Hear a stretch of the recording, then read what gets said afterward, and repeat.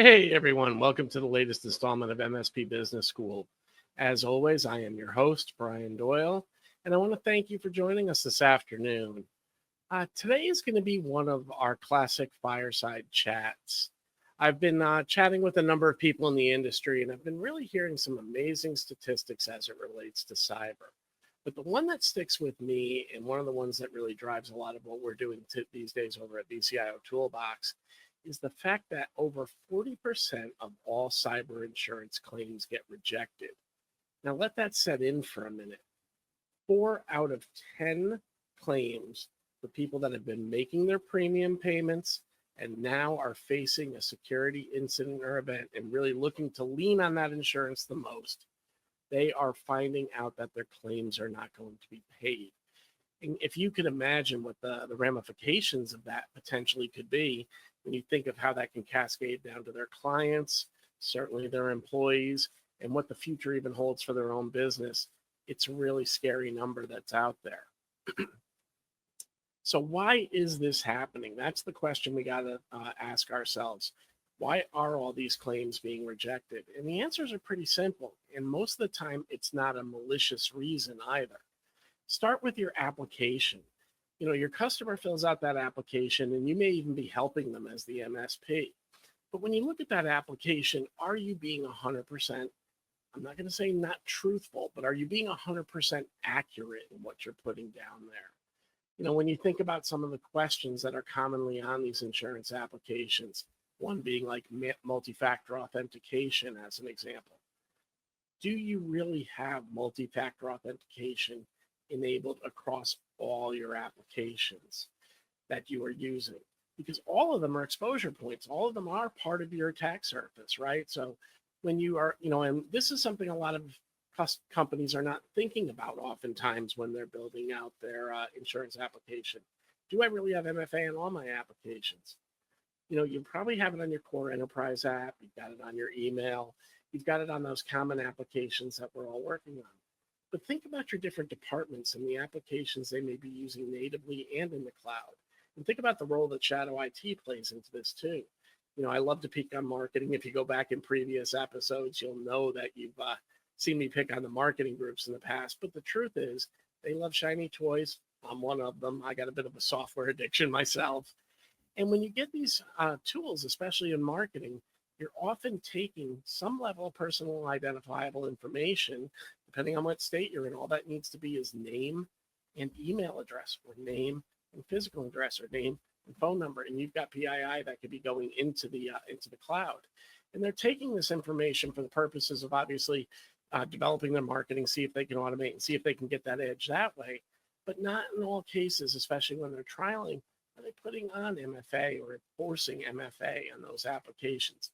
So again, marketing people, I don't mean to be singling you out. This could certainly be happening anywhere, but it's one of the more common areas because there's definitely a lot of testing that goes on with marketing. So when you start thinking about those applications, think about all the questions there. Are policies truly communicated? Are you bought security awareness training, your MSP is managing that, the delivery of that security awareness training for you? But are you tracking the results? Are you making sure that these tests or these trainings are being completed? Are you making sure that your users that are clicking on malicious links are getting education to why not to do that and what it potentially can mean? Sometimes it can happen accidentally. And let's face it, guys, even the best IT practitioner has made the mistake and fallen trapped to a phishing email, a social engineering experiment, something that could really have an issue with getting your claim paid long term. So do you know what those users are clicking? That's a question. So, what this really comes down to is you really need to build better cyber programs in parallel with your customer. Now, most MSPs have really done a good job of identifying the security stack. We all love those tools that bring in automation and bring protection to our customers. So we've got our perimeter tools, our endpoint tools. All of these are talking back to SOCs, and we're getting all this information so we can really make sure that we're protecting the environment. But we all know that the majority of the threats actually come in from the external or from your humans that work within your office. So, how are you getting the word out and building a culture of cybersecurity inside your office buildings. And that's what an MSP can really start looking to do. Over here at BCIO Toolbox, many of you know we launched our Cybrance GRC platform. Probably 18 months ago, the GRC platform came to life, but we really hardened that platform. And in November, brought not only the ability to track yourself against framework, but also build a true risk management profile where you're looking at impacts and likelihoods of the risks that your company is facing, not just where the gaps might be against NIST CSF or CMMC as an example. We're also looking at policies now, and we've built a policy library. So if customers are missing core policies, you can work with them to customize them and deliver them to end users to get signature. Now, please don't take that as an infomercial. We do sponsor the show, of course, but don't take that as an infomercial. Take it more about what the opportunity is for the MSP.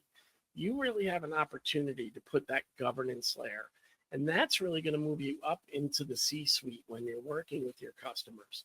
We have that conversation often about how do we bring more value to the client relationship. And one of the easiest ways to bring more value is to very simply just get more engaged with your customer and help them see the gaps that they don't see. You've heard me say many, many times in this podcast, people buy for only three reasons: to save money, to make money, or to mitigate risk. And this is a great story about risk. But step one is educating the customer where the risk lives, right? So as you're conducting an assessment, find those items that are gaps that potentially are bringing a business risk. A business risk simply can be looked at as a problem that, if it happens, is going to cause downtime for an extended period, monetary loss potentially, loss of reputation, which could also lead to loss of customers, right? So these are the types of risks that we're looking out for. And then when we identify the things that potentially can cause that risk, there's a standard 5x5 risk management measurement out in the marketplace today where you're really looking at impact and likelihood, rating them on a scale of 1 to 5, where 5 is your deepest risk. And then you are prioritizing risk based off of that. Then, of course, you're going to assign it to users, put due dates to it, and make sure that you're managing that risk. And that's where an MSP's opportunity to really build be CISO as a service, a governance as a service, a compliance as a service program, and really take the lead there. But a lot of my customers ask me, how do I build out that program? What are my core responsibilities and what are my core deliverables that I have to bring to the party? So I figured I would take today's episode and really help you understand what those items are. So when you really look at the BCIO's BCISO's responsibilities, it really comes in three formats. You've got to look at people and policies. You've got to look at architecture, tools, and training. And then you've got to look at advisory items like audit and compliance requirements for that customer. Now, when we talk about people and policy, we're really looking at the human firewall factor, right? That's been a common term I've been hearing a lot of folks use lately. And really what we need to do when we're working there is take on an engagement, and it kicks off with, first thing we're going to do is look at your IT policies and the procedures you're using to enforce that policy. Policies can be a number of different things, and each one of the frameworks has some required policies. But when you start thinking about a really good policy-driven, culture of cybersecurity environment, there are a number of policies you need to have. Acceptable use, remote working, policies are some new ones that are coming in. AI use is becoming a big conversation, how AI can be utilized in a business to protect all interests there. But you're also looking at the more core things, data and destruction, how, transportation of data, business disaster plans. Do you have an incident response plan? Do you have a security awareness training plan and procedure and policy to govern that? Those are the things that we need to look at first and really work with our customers to understand where there might be gaps in policy, thus gaps in communication back to the customer, and work with them to build those policies in play. The other thing we need to do is identify the gaps that they have in human capital. Now, again, in a lot of cases, this offers a huge opportunity to the MSP. Now you can take on a higher level of security control, not just at the tactical level. Yes, your analysts can come in, they can be watching the incidents as they come on, working on triaging it. Your MSP team can be implementing those security tools and then managing and monitoring them as you move forward. But think about some of the things that your customer has challenges with. They are not IT professionals like all of you. They struggle with, hey, I only know what I know, and what don't I know? And what I don't know, is it going to hurt me, right? So we really have to take a look at those things and work with them to identify where the gaps are in human capital. And hopefully, as MSPs, we can build programs where we either fill in the technical requirements or the leadership requirements that go there. And again, those leadership requirements are going to help you build that bridge to the other C leaders that might not be engaged with you as much as your point of contact out at your client. Now, the other thing that you're going to evaluate when you're looking at people and policies is your cybersecurity training and communication programs. Is that training really happening? Is anybody following up with those that are not excelling at their training, not passing those courses? Are we following up with those people that are clicking on those phishing links like I mentioned earlier? These are all part of compliance standards that even if you're not regulatory bound, you're going to have to prove out if you have a cyber claim related to any of those individuals. So we really need to make sure that we've got the right identity services running from a technical level, so we know that when people are logged in, they are who they say they are. We've got to have the right safeguards to try to keep the people that we don't want out. But then we got to make sure that the people are educated to understand what they're seeing on their desktop, what they're seeing on their screen. And the biggest thing, and I can't stress this enough, is that they are empowered to come to somebody when they make a mistake. A lot of these cyber, incidents come from a user who clicks on a phishing link, knows that they did it, but they're afraid to tell anybody that they did it for fear of repercussion, maybe even losing their job, right? So we need to really build a culture of cybersecurity that makes people empowered to go, hey, raise their hand and go, hey, I clicked it, man. And I want to let you know as soon as possible that I clicked this link and something's going on. So maybe you can isolate it. We can contain it. We can eradicate it before it becomes a much bigger problem. So the better we educate our users, the bigger chance we have of really having success, and then making sure that we're closing the gaps in the evidence chain that we're not going to fall victim to not getting a cyber insurance claim paid. And I really want to focus on that theme because there are so many customers we work with that are not truly bound by hardcore regulation, but should be implementing a cyber program, leaning on frameworks like NIST CSF 2.0 or CIS, maybe implementation group number 1 if they're under 250 people, using common off-the-shelf tools, and leaning on you to be their security expertise so we can make sure that these gaps don't get missed. Now, when you look at the next phase, you're really responsible for architectures, tools, and training. And most of you MSPs are doing a great job at this already. You're out there evaluating the vendors and the softwares that they can provide to you. You're building a stack, and that stack should include at a bare minimum vulnerability management, network access control, antivirus or endpoint protection, breach detection and eradication. You should have tools that can do some auditing and compliance against some of those frameworks in terms of how the tool operates and provide you the evidence that you're going to be required should you have to do an audit or an assessment. You need to have some intrusion detection, intrusion prevention devices out at your perimeter. And then you need to have a strong security awareness program. Now, I listed those all out because most of you probably have 70, 80% of those tools in your stack today. Some may have all, which is great. But if you don't have everything I listed there, that's your gaps that you need to look at as a service provider. So you can start really providing the customer the tools to do that. Now, a traditional CISO that's working internally in an organization is going to look at those tools each year, make sure they got the right tools in there and be looking at that and analyzing the output. That's what you can be doing in parallel with your customer, sharing that information and explaining to them anything that gets captured or caught during that process. And then finally, we have the audit and compliance piece. Now, in many cases, we're really talking about audit readiness, right?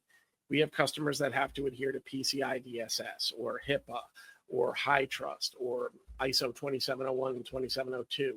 We're going to work with them to get those controls questions answered, to help them collect that evidence. But we are not the auditors. We're just helping them prepare so they're audit ready. On the one hand, that can help reduce their overall audit costs, which can help supplement your vCISO charges, right?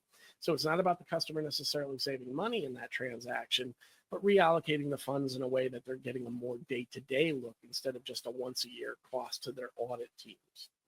The second thing is we're starting to make sure that we're gathering the evidence in real time that's going to prove that we've done everything that we said we did on our insurance application and increase the probability of getting our claims paid, maybe even reducing our premiums if we can show that our controls are really on lockdown as well. So in the advisory area, we're really working with that senior leadership to make sure they're aware of what's going on, seeing where those pain points are, creating best practices, and making sure there's separation of duty within their business. We all know about those businesses where there's 2 or 3 people that have access to the administrator password, and they're all sharing the same password, as an example. And we have to make sure that we've got the best practices. So every least privilege is at every layer of the environment, every layer of the data sets. And we're really protecting that data outright and making sure that the leadership understands the whys and invests that time to keep, really keep a log of who's doing what, who needs access to what. And when people get changed within the business, move departments, that they're taking away things they no longer need, right? That whole least privilege mentality, can't stress it enough. And then in this period too, we're building the future state. It's awesome that we're building this program, but there's going to be gaps. And gaps have 2 enemies, right? Apathy and money. And money usually being the biggest one. We can be apathetic to a problem, but once it's pointed out, we'll often take action. Think of when you're not feeling too well at home.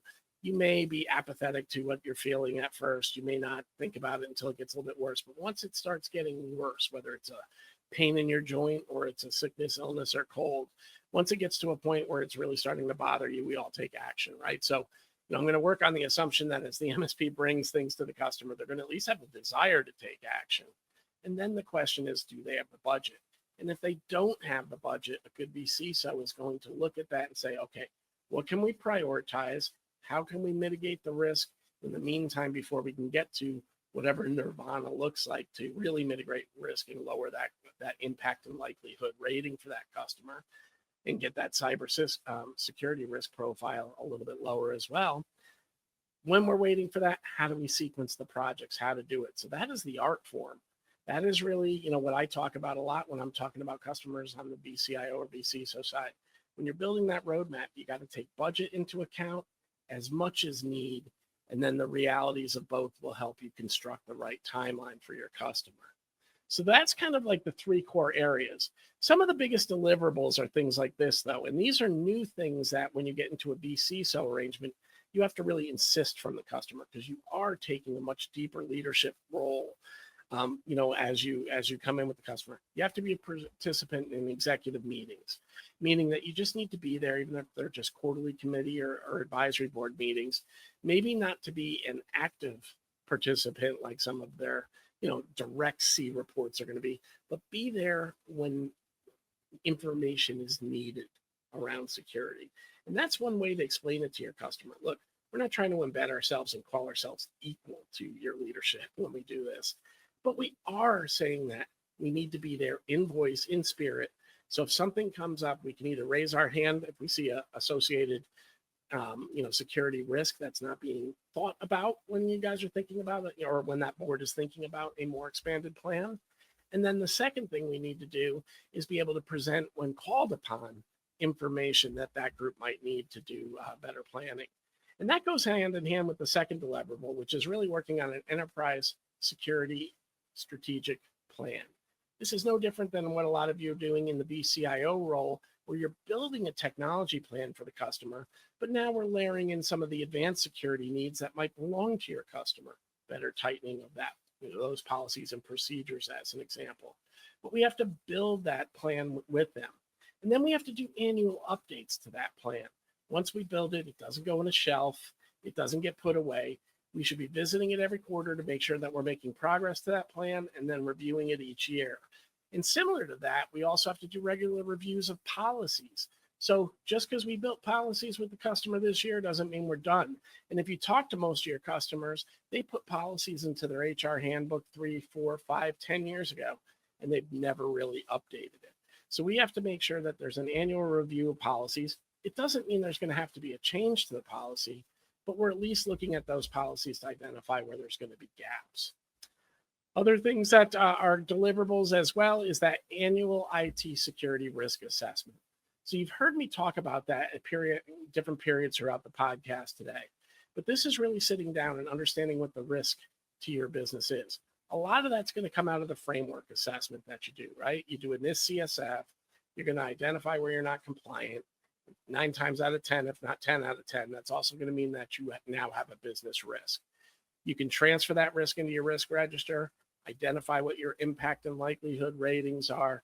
That's going to generate your risk score, and then you're going to track the improvement on that risk long term. But we also have to marry in other objectives that don't get captured in a framework. First thing I'll challenge you with is go back to your frameworks, guys, and ask me how many of them actually have cyber insurance listed as a criteria. I think you'll find out almost most of the major, if not all of the majors, do not have any reference to the company having cyber insurance being a requirement within their assessment. So that's a risk we need to track if the customer doesn't have it, or we're not sure if we've answered it appropriately, right? And we've got to measure that risk. Other risks we're feeling could be regional and geographic based. Think fire, flood, earthquake. We've all heard terrible stories in the news over the last 12 months about fires and floods and earthquakes and hurricanes. And these are all risks that, depending on where you live within the globe, could be a bigger risk in your area and needs to be accounted for because it could disrupt IT operations, thus disrupt potentially the operations of your business. And, when you think about security, even an incident that disrupts business, doesn't matter how it got there, whether it's mechanical, whether it's security based. If the business is down, the outcomes are the same, right? We may not recover. We're going to lose revenue. So we've got to make sure that we're doing the annual reviews. And then we really need to build a cyber defense program. You guys have all heard the terms, building a program that's defense in depth. This is really where the MSPs excel. It's really the architecture build out and the tools that they use to support this needs to be built. You've got to have perimeter defense measures. You've got to have a cyber kill chain program. You've got to have ways to educate your executives so they know how to be better leaders, especially in times of crisis.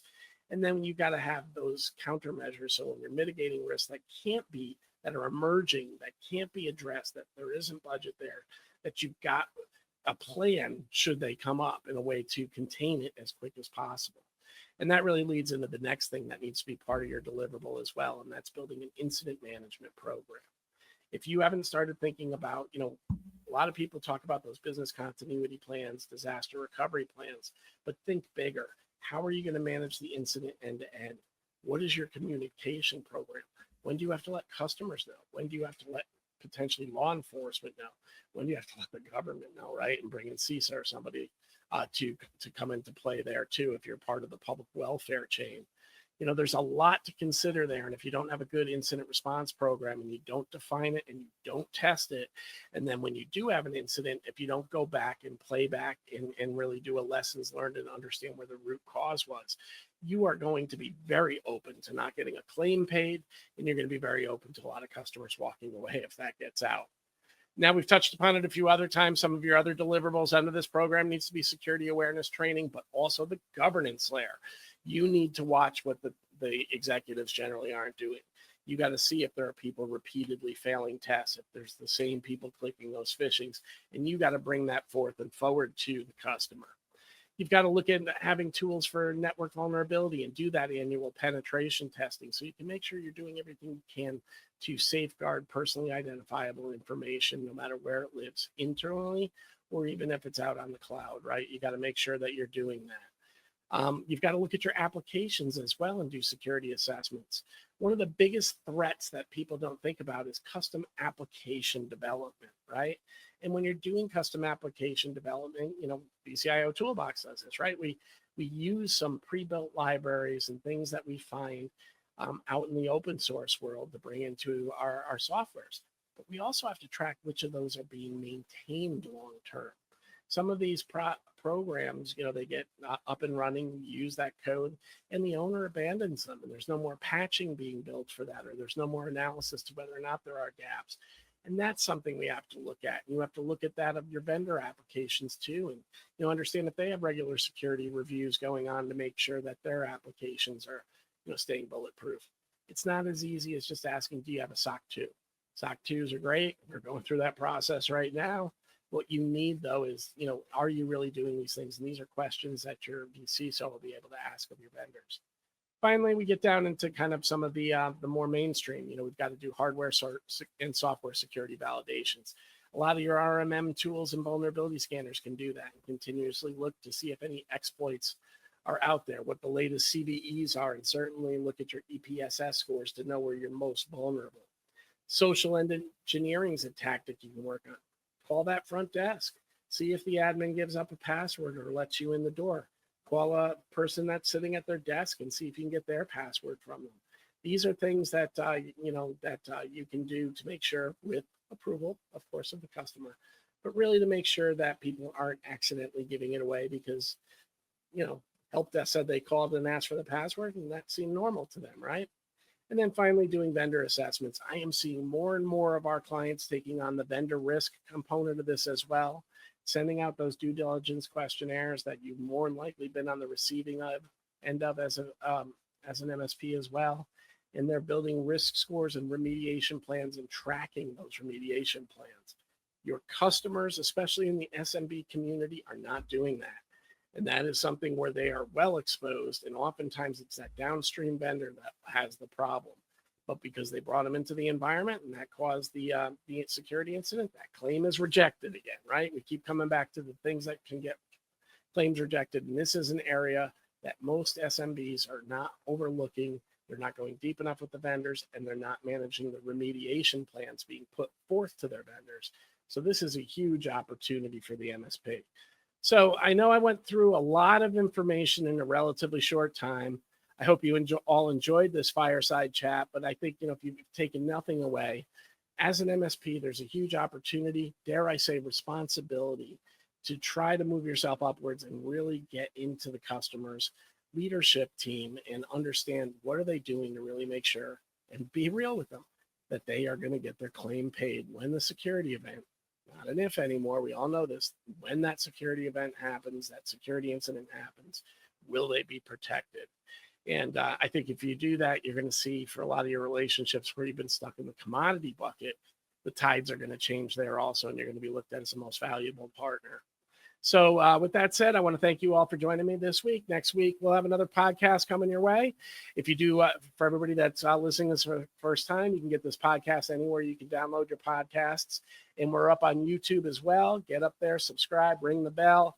And if you've got any questions, please pose them directly to me. You can hit me at bdoyle@bciotoolbox.com, and I'll be happy to answer any questions that you might have around cyber programs. Till next time, thanks, and have a great week.